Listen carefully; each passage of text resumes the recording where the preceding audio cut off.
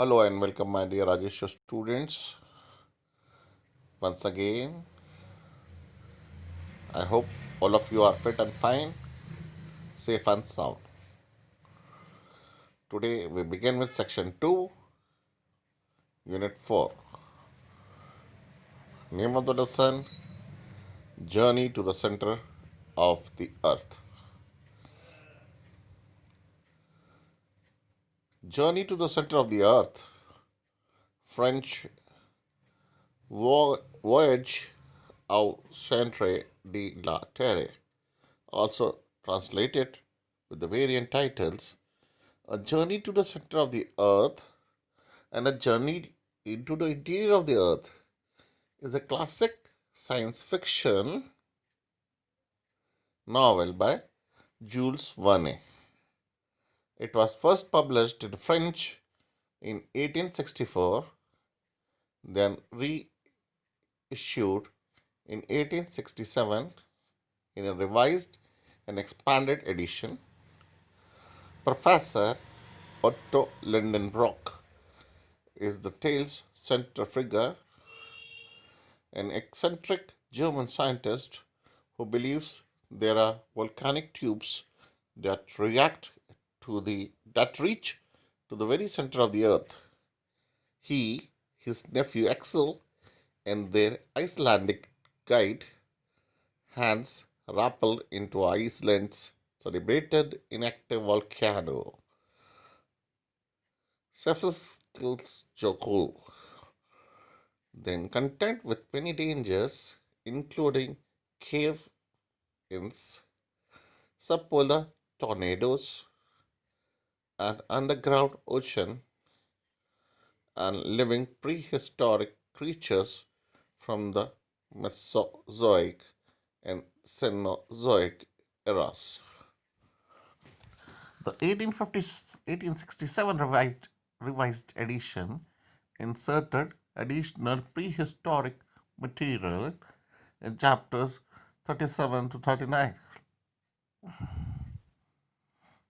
Eventually, the three explorers are spewed back to the surface by an active volcano, Stromboli, in southern Italy. So, we are going to discuss about here Journey to the Center of the Earth. Okay, and this is a front cover of an 1874 English translation of this novel. The author was Jules Verne. It was initially published in French, and its original title was Voyage au Centre de la Terre. Okay, so it was written in French, and the author belonged to the country named as France. So it is a science fiction and adventure novel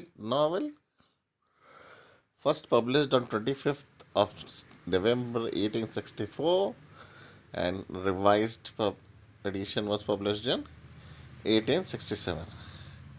First time it was published in English in 1871. Okay, so the category of subterranean fiction existed well before Verne. However, his novel's distinctions lay in its well researched Victorian science and its inventive contribution to the science fiction subgenre of time travel.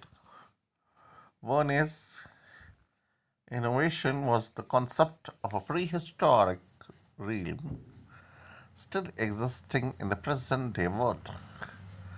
Not surprisingly, Journey inspired many later authors, including Sir Arthur Conan Doyle in his novel The Lost World and Edgar Rice Burroughs in his Pellucidar series. Now let us see the plot. The story begins in May 1863 at the Lidenbrock House in Hamburg, Germany. Professor Otto Lidenbrock dashes home to pursue his latest antiquarian purchase, an original runic manuscript of an Icelandic saga written by Snorre Sturluson Heimskringla, a chronicle of the Norwegian kings who ruled over Iceland. While leafing through the book, Lidenbrook and his nephew Axel find a coded note written in a runic script along with the name of a 16th century Icelandic alchemist Erne Saknussemm. So, this novel was Verne's first to showcase his love of cryptography, coded, cryptic, and or incomplete messages would appear as a plot devices in many of his works, and Verne would take pains to explain not only the code itself but also the mechanisms for retrieving the original text. Lidenbrock and Axel transliterate the runic characters into Latin letters, revealing a message written in a seemingly bizarre code. Lindenbrook deduces that the message is a transposition cipher but achieves results no more meaningful than the baffling original. Professor Lindenbrook locks everyone in the house and forces himself, Excel, and Martha, the maid, to go out without food until he cracks the code. Excel discovers the answer when fanning himself with the decrepit text. Lidenbrook's deciphering was correct, but simply needed to be read backward in order to reveal a paragraph written in rough Latin. Axel tries to hide his discovery from Lidenbrook, afraid of the professor's maniacal reactions, but after 2 days without food, he knuckles other and reveals the secret to his uncle. Lidenbrook translates the paragraph, a 16th century note written by Saknussemm, who claims to have discovered a passage to the center of the earth via the crater of Snagsfjordakol in Iceland, in which, in what Excel calls bastardized Latin, the depicted message reads as so, which was when translated.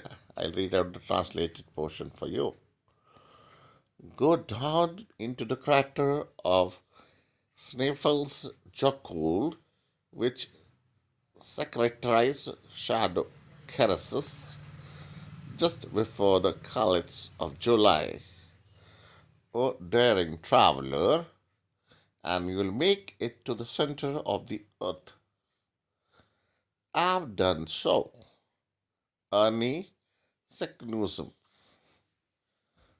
a man of astonishing impatience.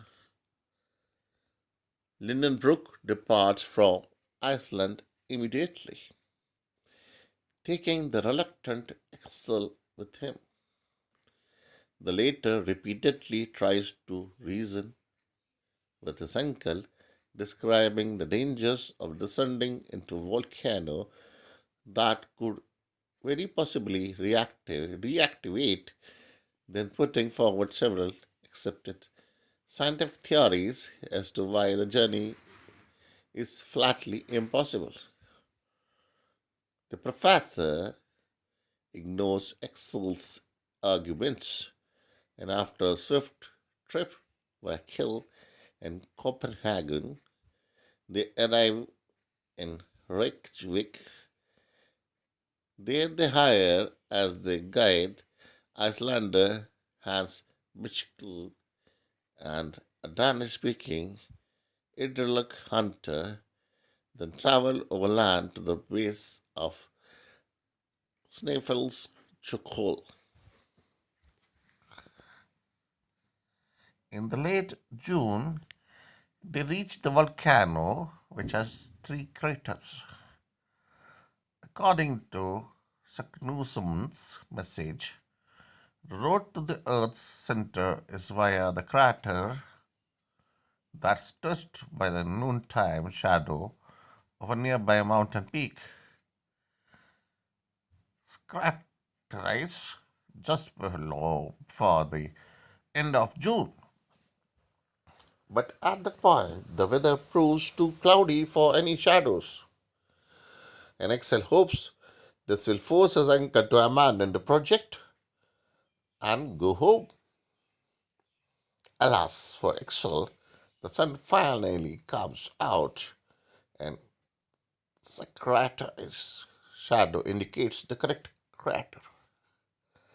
Reaching the bottom of the crater, the three travelers set off into the bowels of the earth, encountering many dangers and strange phenomena.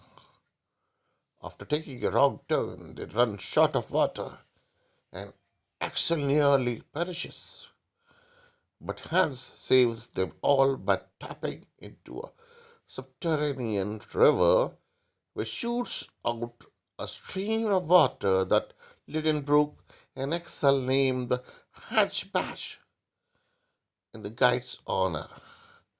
Later on, Axel becomes separated from his companions and gets lost deep in the earth. Luckily, an odd acoustic phenomena allows him to communicate with the others from a distance, and they are soon reunited. Following the course of the Hatchback, the explorers descend many miles and reach a cavern of colossal size.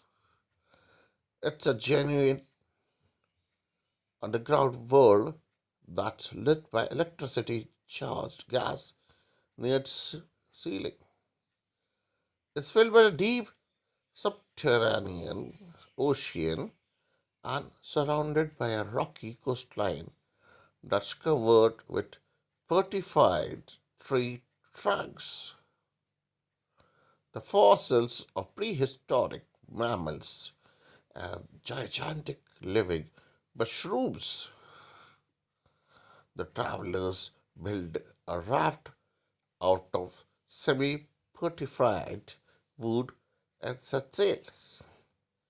The professor names the ocean the Lidenbrook Sea, and they take off Port Groben. After his goddaughter back home, whom Axel will marry at the novel's end. While at sea, they encounter prehistoric fish from the Devonian period and giant marine reptiles from the age of dinosaurs, including in Ichthyosaurus, which battles and defeats a Plesiosaurus. After the conflict between these monsters, the party reaches an islet with a huge geyser, which Lindenbrook names Excel Island. A lightning storm threatens to destroy the raft and its passengers, but instead surprises them by apparently throwing them back onto the very coastline they had previously left. But this section of coast, Excel discovers, is the site of an enormous fossil graveyard, including bones from the periodical Megatherium and Mastodon, plus an oversized human skull. Nephew and uncle then venture into a forest featuring primitive vegetation from the tertiary period. Tertiary period. In its depths, they are stunned to find a prehistoric humanoid more than 12 feet in height and watching over a herd of mastodons. Axel isn't sure that he has actually seen the creature or not, and he argues with Lindenbrook over whether it's like a man like ape or an ape like man. In any case, fearing it may be hostile, they quickly leave the forest. Continuing to explore the coastline, the travelers find a passageway marked by Saknusum as the way ahead, but unfortunately it has been blocked by a recent cave in. The adventurers lay plans to blow the rock open with gun cotton, meanwhile paddling the raft out of the sea to avoid the blast. And executing this scheme, however, they find a seemingly bottomless pit beyond the impending rock and are swept into it as the sea rushes down the huge open gap. After spending hours descending at breakneck speed, their raft reverses direction and rises inside the volcanic chimney that untimely spews them into the open air. When they regain consciousness, they learn that they have been ejected from Stromboli, a volcanic island located off Sicily. The trio returns to Germany. Trio means three of them, all the three of them. Where Axel and Lindenbrook deduced that the electric storm at sea had reversed the poles of the compass. In actuality, they hadn't been driven backward but forward to a new shore notable for containing gigantic hominids. At home in Hamburg again, they enjoy great acclaim. Professor Lindenbrook is hailed as one of the great scientists of the day. Axel marries his sweetheart, Groben, and Hans returns to his peaceful Edgertown hunting life in Iceland. So that's all enough for today. For the rest, we will see in the next video. So for the time, goodbye and good luck. Please take care of yourself. Thank you and God bless you all.